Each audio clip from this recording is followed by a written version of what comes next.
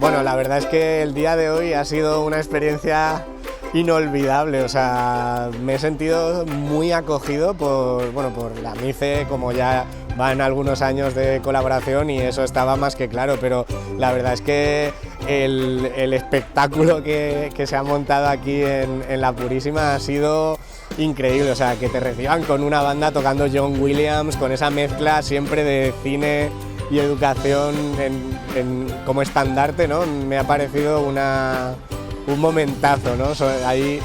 dices, ¡buah! Tengo ganas de dar mi charla solo porque me han puesto la marcha imperial de Star Wars, Tiburón,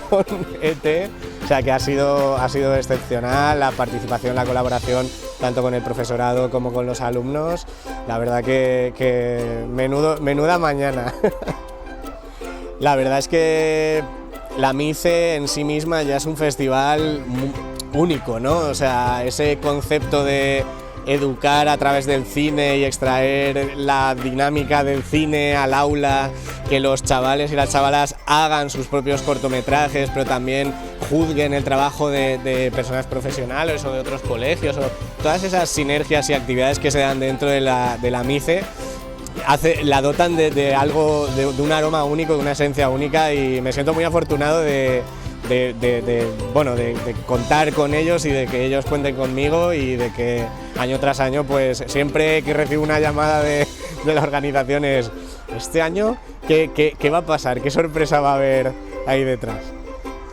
Pues como proyectos de futuro, en el entorno audiovisual vamos creando diferentes producciones, sobre todo para empresas privadas que irán saliendo ya en 2022, y bueno,